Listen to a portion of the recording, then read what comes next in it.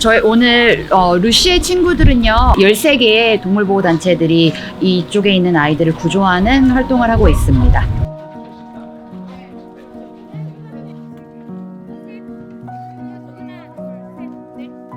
(300마리를) 구조하는 대규모 현장 속에서 한 마리 한 마리씩 어루만지는 한 사람. 콩코야. 콩코야 있었나?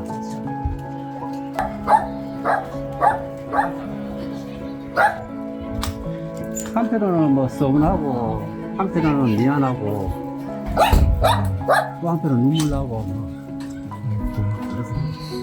자식처럼 키운 300마리를 스스로 구조 요청해야 했던 한 번식업자의 눈물겨운 폐업. 그날의 이야기를 소개합니다. 시작에 앞서 저희 채널 구독, 좋아요 눌러주시면 위기의 비숑들이 가족을 만나는데 큰 힘이 됩니다. 그럼 이야기를 시작합니다.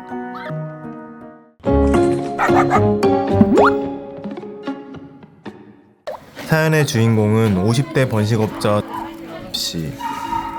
직장을 그만두고 7년 전 번식업에 발을 들였다고 합니다.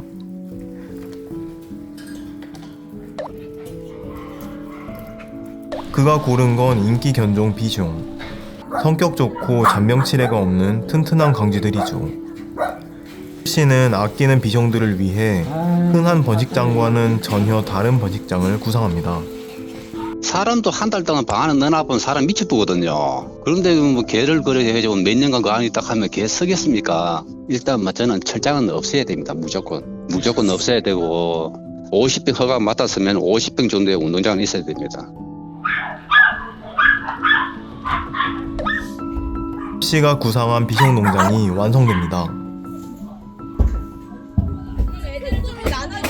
햇살을 쐬며 운동장을 뛰노는 비숑들. 꼬물이들이 생후 4개월이 지나면 엄마 젖을 떼고 경매장으로 향합니다. 이곳은 퍼피 경매장. 전국 각지에서 몰려든 번식장 비숑들이 경매에 붙여집니다. 비실비실 꼬질꼬질한 데다 덩치도 훨씬 작은 뜬장 비숑들. 그 모습을 보며 씨는 자신만만합니다. 그런데 이게 무슨 일이람? 비실비실한 뜬장 비숑들은 비싸게 팔리고 크고 건강한 운동장 비숑들은 땡처리 됐습니다. 대체 왜 이런 걸까요? 첫째는 크기고 둘째는 작고 이뻐야 되죠. 새끼가 안 크게 하려고 하면은 굶긴단 말입니다. 또 굶기면은 모기를 또 굶가야 되고 면역력이나 이런 게 서서히 맛이 가기 시작하는 거예요. 크니까 그러면 그때는 마리당 진짜 5만원 3만원 만원 이렇습니다. 그걸 제가 2년을 버텼습니다. 목연 200마리는 매달 100마리 넘는 퍼피를 낳습니다.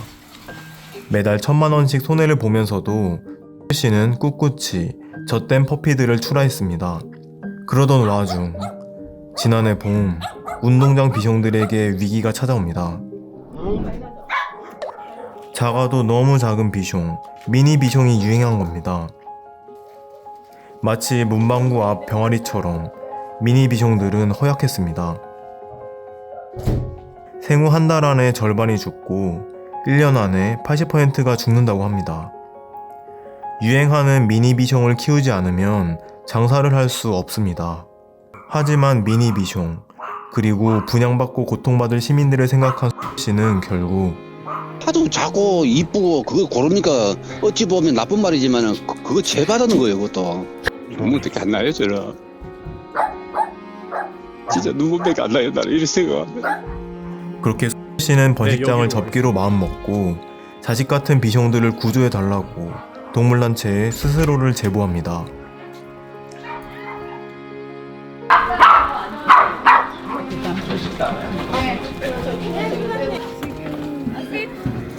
하나, 둘, 셋, 넷.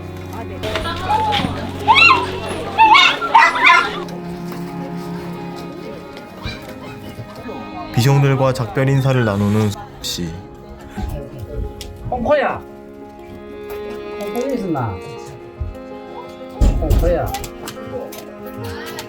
보통 번식장 개들은 업자를 주인으로 여기지 않습니다.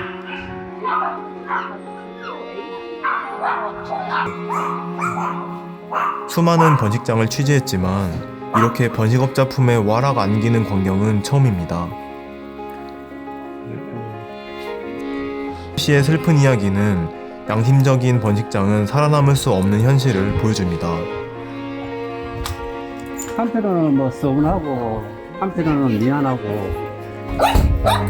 또 한편으로는 눈물 나고 현행 판매업 제도 속에서는 아무리 양심적인 번식자라고 하더라도 그 생명에 대한 양심의 수준을 지킬 수 없다라는 점이에요. 다음 시간에는 구조된 비숑들의 반가운 근황을 확인하려고 합니다. 봉사자들의 손길을 타고 입양 준비를 모두 마쳤다고 하는데요. 운동량 비숑들답게 성격도 좋고 건강하니 많은 입양 신청 바랍니다. 오늘 준비한 이야기는 여기까지고요. 다음 시간에 꽃분이의 첫 산책 영상으로 찾아뵙겠습니다. 그럼 안녕.